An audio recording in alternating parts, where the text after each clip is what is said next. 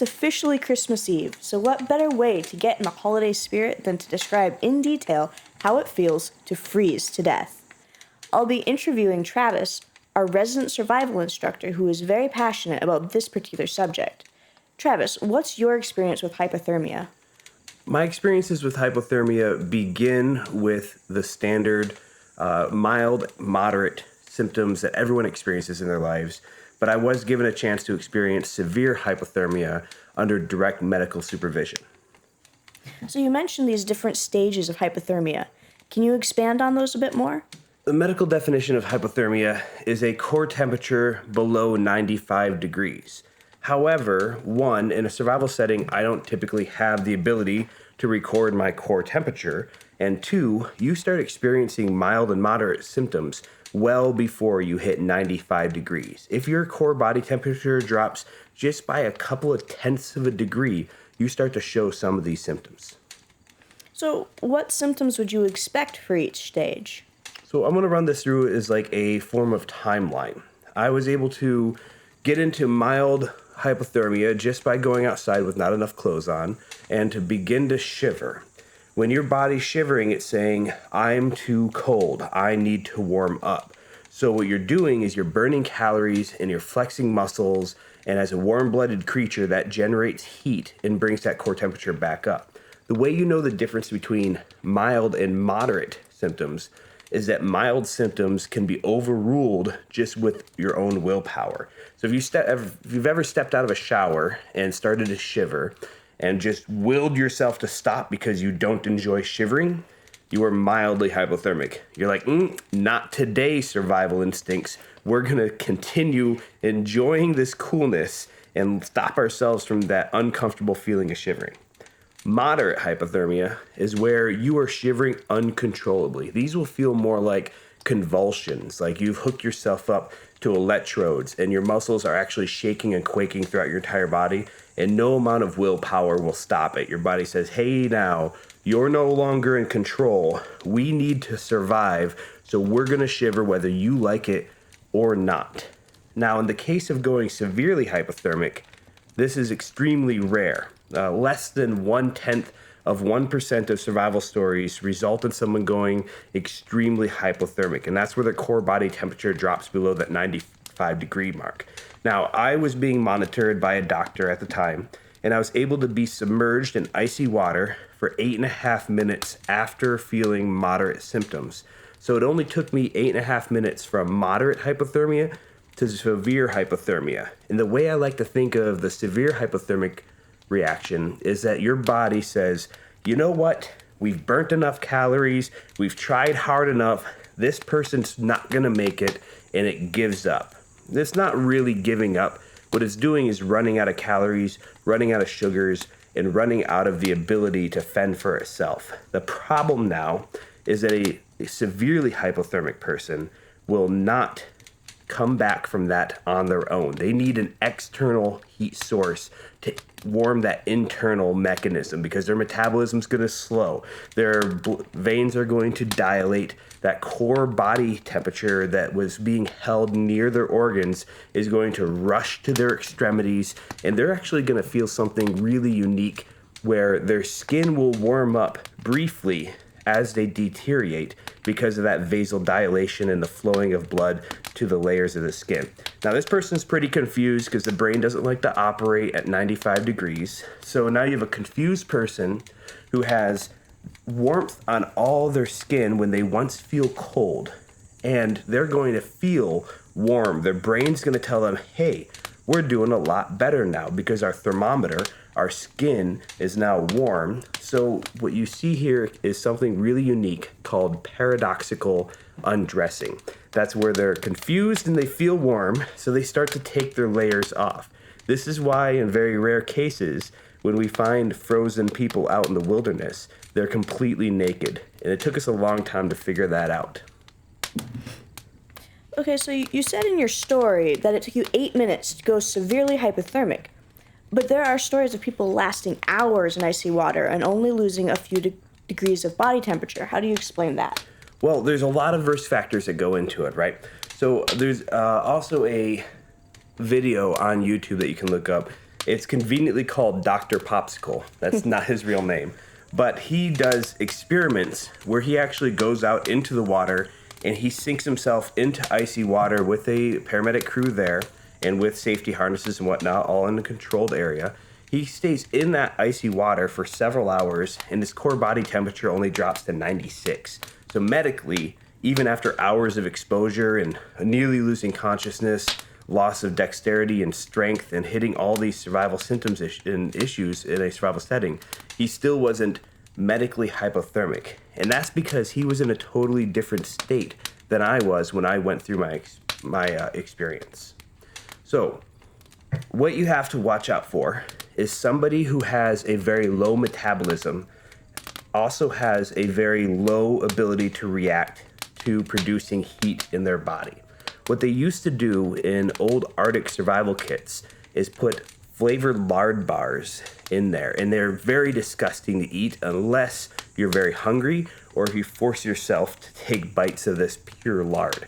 What it does is it goes into your system, and as your body digests these fats, it boosts its metabolism and it starts to warm you back up. So if Dr. Popsicle had a really good breakfast that day, as would anybody logically going into a freezing cold situation would, he's going to be able to build more and more heat throughout the day depending on what he ate. The fats are going to last the longest, carbs last a little bit longer, and sugars get burned the fastest. He also had an enormous amount of insulation. He's wearing a parka, he's wearing layers underneath, he was out there simulating somebody who was doing cross-country skiing. Whereas in my setting, I was completely naked. Well, nearly completely naked. You know, I had some respect for myself. I also had very low body fat at the time, where Dr. Popsicle is fairly average. My duration of exposure was lower, but my risk factors were higher. I was also not acclimatized to that state, so my blood flow is not predicting this cold. It's not going to try to react to this cold as easily as somebody who's been experiencing a very cold winter, because the body does adapt over time. And the last risk factor, which I don't think was too much of a issue for myself or Dr. Popsicle, was the mental state. We're both in there to do some experimenting and testing, so I'd say we're on fairly even ground at that point. So what are some pointers that you can give our listeners in order to avoid going hypothermic? Well, step one is listen to your body. This is something that we haven't really gotten good at as a society or as a people since we've been civilized for the last couple hundred or couple thousand years, depending on where you draw the line on civilization. We've effectively tamed ourselves to a different lifestyle and a different standard of living. The body is extraordinarily good at telling you when it has a problem. If you're shivering, you're heading down the wrong path already. Something is wrong. So you need to focus on prevention, increasing your insulation, staying hydrated so you have proper blood flow, having consistent meals throughout the day so that you have enough calories and your metabolism doesn't wax and wane.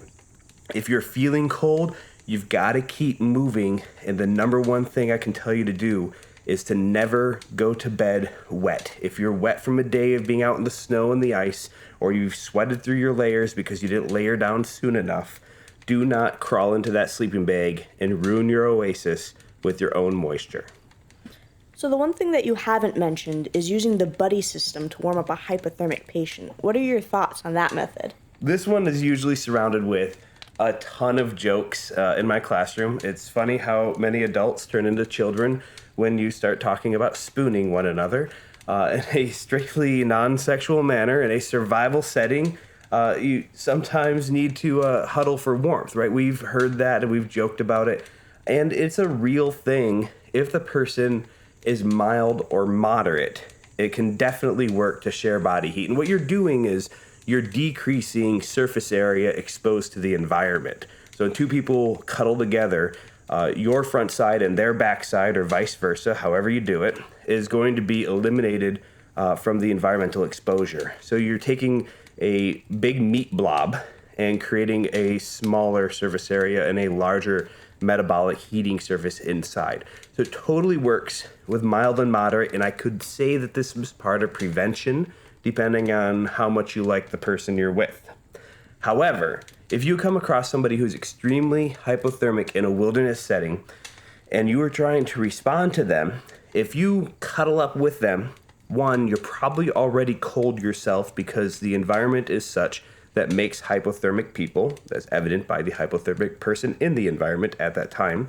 And two, if they're in extreme or a severe state of hypothermia, their body process has slowed down and they are no longer treating themselves.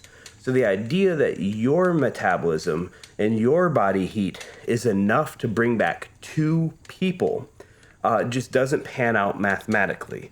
You're more than likely going to be spooning the equivalent of a heat sink or a meat popsicle, something that's going to suck all the heat out of you, put you into a similar state, and that's how the rescuers are going to find you. And they're going to have some questions there because you probably didn't even know the person if you're responding to them. So I recommend, if you're going to use the buddy system, use it early and do not use it on a severely hypothermic patient. The last thing to note is that this patient is also in a state of lowered cardiac activity.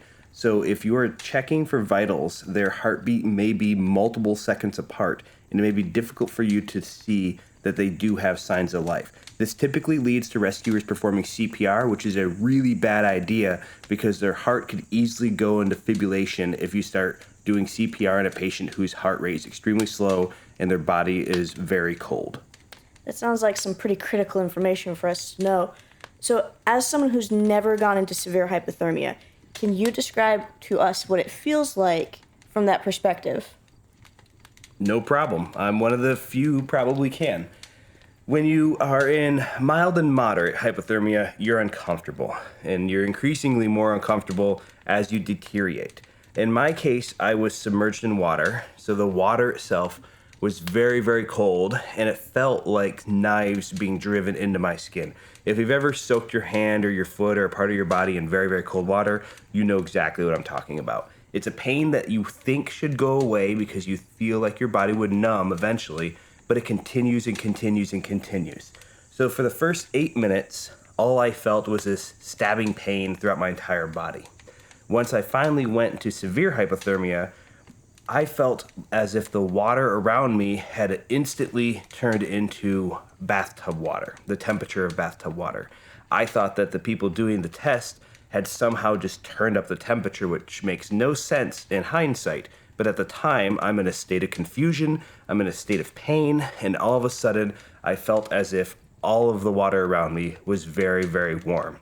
I remember I was floating on the surface. I was keeping my lungs full of air. I was in that panic mode of freezing where you can barely catch your breath.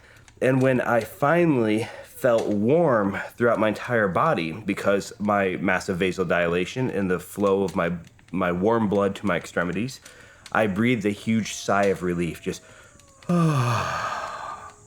I lost buoyancy and dunked underneath the water, and they had to snatch me out of the water and make sure they could maintain my airway. At that point, I didn't care anymore. I felt this incredible sense of euphoria sweep over my whole body. I was in bliss. They started trying to pull me out of the water. I remember them dragging me and lifting me, like, stand up, get up on your feet. And I didn't care. I felt at bliss in the moment, and I gave up on wanting to do whatever they were asking me to do. Once they eventually drug me into a warming tent and started heating me with these little sunflower propane heaters on either side, I went back through the stages of hypothermia. So when I got pulled from severe and I went into moderate, I regained the convulsions. I started eating food and drinking water, started shivering more, and your body's like, oh, hey, we're going to do it today. We're going to survive. And it starts to go through and you start to warm yourself up. Once you start shivering, your body's on the correct path to get back to normal temperature, but it does suck having to go from that euphoria of severe hypothermia into the discomfort of moderate hypothermia, eventually into mild. And the last thing I'll add is the next day, I was absolutely exhausted. I had burned a lot of calories and I had flexed muscles thousands of times more than my body was used to. I was sore from head to toe from the entire experience. Sounds like a great experience that I never want to experience myself. Thank you for sharing your experience and knowledge here with us today. I hope this motivates our listeners to continue to seek out more knowledge and join the discussion in the comments below. This is the kind of information that saves lives. I absolutely agree. The more voices we get in this channel, the better it's going to be. I by no means know everything. I have a few unique experiences that I think are good to know, and we're trying to spread those. You have some experiences yourself that we're going to dig deeper into in this channel, but we're only two people. So if we got 10, 15, 20, 100, 1,000 voices below discussing survival and building this community, it can only lead to greater success for all of us. So join us in the comments, hit like, subscribe, anything you do that helps the channel is greatly appreciated. Until next time, eat food, drink water, stay healthy, and keep warm.